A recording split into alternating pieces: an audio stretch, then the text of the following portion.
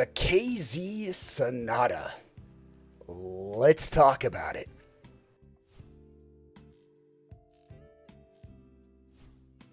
Now, this is a purchase set that I bought from KZ directly for a slight discount of $150, which is available to everyone.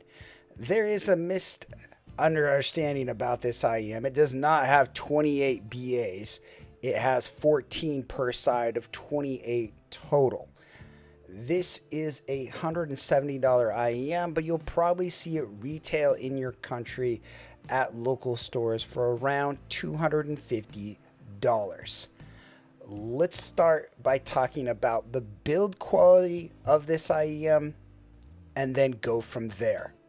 On the left, we have the Magic One. In the middle, we have the Sonata. And on the right, we have the 64 Audio Solo. The faceplates looked a little bit similar, and I wanted to show them to you. But as far as the Sonata goes, it is like a clear resin shell with a nice nozzle holding tip. It's a good fitting IEM with no problems. A little bit large. Its faceplate, if you can look at them, it is a little bit more plasticky and it's easy to reflect on. But it's a nice looking IEM with my mortal nemesis dip switches. It includes one set of tips that comes on a nice little placard, two cables, one with a microphone, and the other one which is a really nice cable. A very nice case to boot. This case is insane. It's very nice. It has a very nice feel to it. A nice little pouch in here, you can tell. Nice feeling on the inside. It's a leathery feel on the outside. Just a great quality feeling case that is reminiscent to me of something that I found in more expensive IEMs. I think this is kind of KZ's way of showing that they can do a nice packaged IEM, and they did a great job. Cable itself, you can tell that it's nice and kind of a blue and white with lots of strands. I want to say it's 8. It feels great. It looks great. This is one of my favorite cables that KZ puts out. And if you ever need a QDC style connector, it's great. It terminates in a 3.5. This is a great cable overall. I wanted to do a quick kind of look at what this looks like. You have your case, you have your tips, you have your earbuds. It's overall a beautiful package. So how does this sound? Very mid-bassy, lots of detail, a few minor issues, but overall not bad. It doesn't feel like it has the most cleanliness to me, and it feels like it's trying to do, I don't know, it feels like it's doing something that exactly other people are doing, but it's not doing it as cleanly and clearly for my liking. I don't think this is a bad IEM, and I get how people will like it, but it comes across as a little bit middling for me and just kind of an okay IEM, but it is extremely beautifully packaged, and there's something to be said about just how this IEM looks. So let's look at some graphs and we'll talk about some other things. Now, I did go through and graph many of the dip switch settings. I didn't graph them all, but I did listen to all the settings. I liked the 111 the best. I didn't really find a whole lot of differences from the other ones other than when we really dipped the bass down here. I thought the 1100 was pretty good, but the upper treble dip switches have a very slight minor differences. You'll notice here just a couple decibels here or there, whereas the bass impacts are pretty massive. I'm not saying that the dip switch settings don't do a lot, but they aren't as significant or pronounced I would like. I would like if they maybe did something to the presence region and kind of killed this dip switch here or this huge peak here. I wish they added a little bit more sub bass and a little bit less mid bass. I wish there was a little bit less 8K, which can kind of come across as grainy. I mean, it's a good sounding IEM, but the problem is at this price, you have a lot of options, and that's just kind of, something to note. Other IEMs that KZ has done, like the KZX, I listened to this, not a fan. The Sonata's a lot better. I mean, another IEM I listened to from KZ and bought was the KV Symphony. Now, the Symphony to me is kind of a dumpster fire. The Sonata is not a dumpster fire. It is not a bad set. It is one of those sets that I will say that is not for me. But it's not bad. It's fairly neutral. It's fairly close to what people will call like the JM1 style target. but I'm going to show you a few other options that are out there for another price here at the end. Another one to kind of look at, the Krilla. I mean, the tuning of this is similar to that of the Krilla. It's not too far off. I mean, it's a nice tuned IEM, but KZ has so many IEMs out there that are fairly nice, fairly good, but not exceptional. There are a few exceptions to that, and we'll talk about one in a bit, but to me, the Sonata, it fits a little bit on the low end of the price scale. It's just kind of okay. It just doesn't have the best detail you would want. And, you know, if someone asked me how much I thought it was, I would probably say about $80 or $90. But at the same time, it's packaged really well. It's a fun unboxing experience, and it will make an absolutely stellar gift to somebody for pretty cheap. You know, like you look at this, the KZ EDC Pro.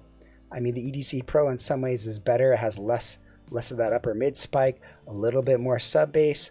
I mean, that same 8K peak. I mean, a little bit better extension on the Sonata, but I don't know. I think the EDC Pro is a fine set if that's what you're looking for.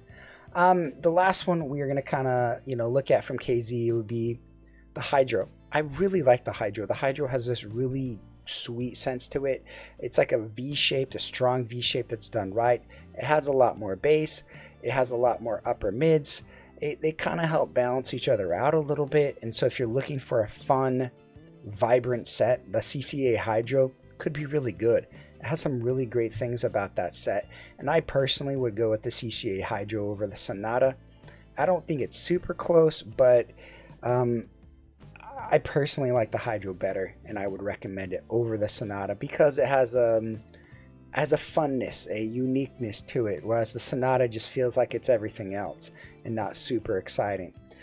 There's a lot of options at this price from other brands like you know, Keyfine Delchi. Keyfine's doing some great IEMs as of late. I got to review the client on channel. I think it's fantastic. Another one that's really good is the Walk-in Dawn MS.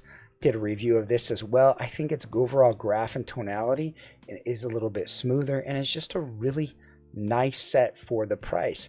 And you know, when you're battling all these other IEMs that are debatably better, you really have to have something to stand out and really excel to be in that good $200 space.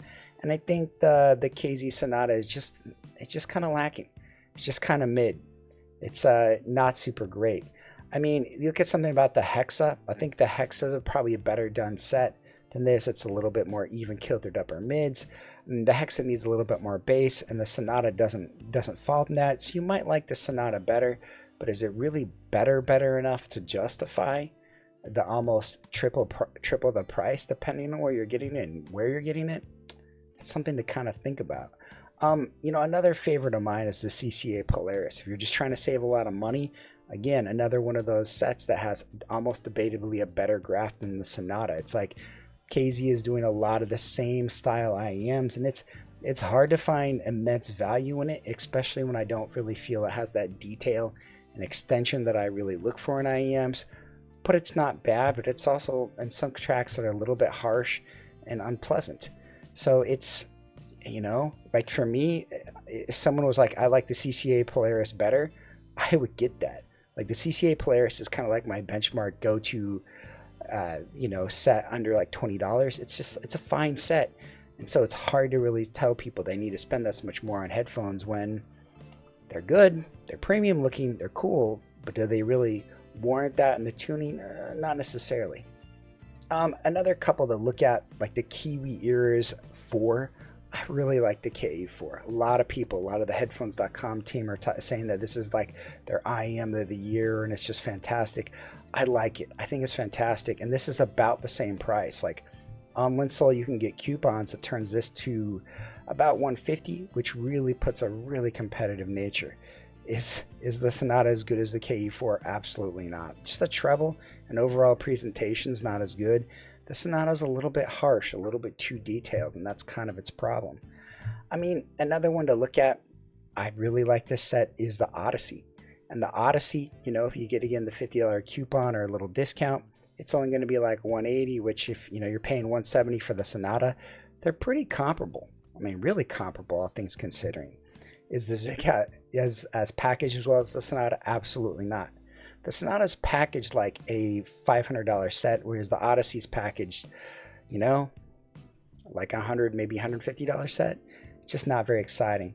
And so the Sonata, it's competitive, but when you start looking at its price, is it really that much more worth it? Hard to say. The KZ Sonata, let's rank it up. 8-1, solid score, not bad. Its bass is too mid bassy, not enough sub bass. It's not very clean bass. It's not something I really like. It's a little bit jumpy and not super exciting. I'm not a huge fan. It has a little bit of an early rise, and that's just not my style. I don't really prefer it. In ear, it doesn't sound good either. Its mids are okay, but they're a little bit shouty and too much. Its highs and details, they're not bad, but they have some issues. Like the details of the Sonata don't come in very well. It's no weight. It is a thumpy boy, and if you like a little bit of, you know, sub bass or mid bass, it's very mid bassy and it could work for you. Its soundstage is just kind of okay, nothing too exciting.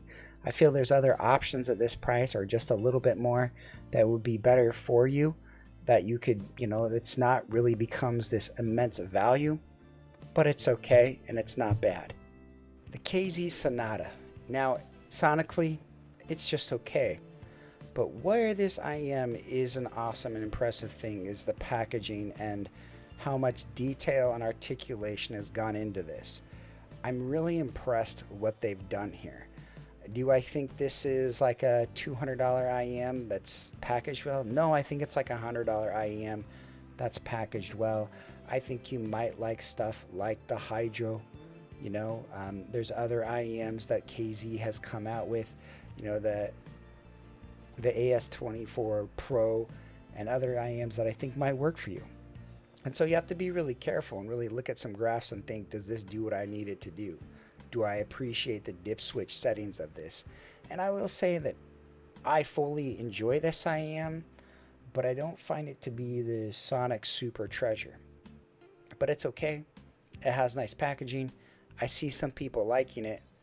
But the big question here is not whether it's good or not, is that whether I like it. And for me, it's not good. And for me, I would have to EQ it.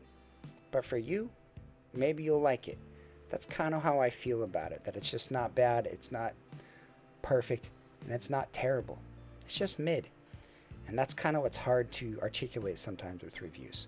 Thanks for watching. If you have any questions, leave them in the comments below, and I hope you have a great day. Bye-bye.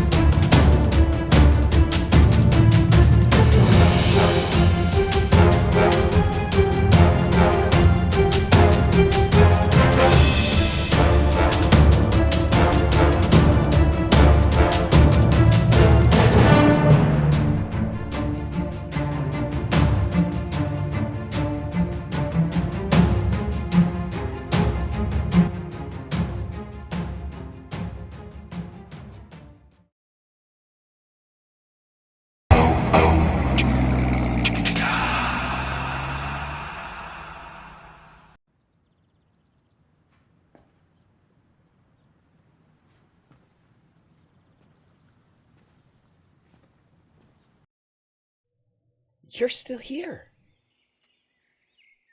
It's over. Go home. Oh, you're expecting a teaser for our next video. Well, we don't have that kind of money.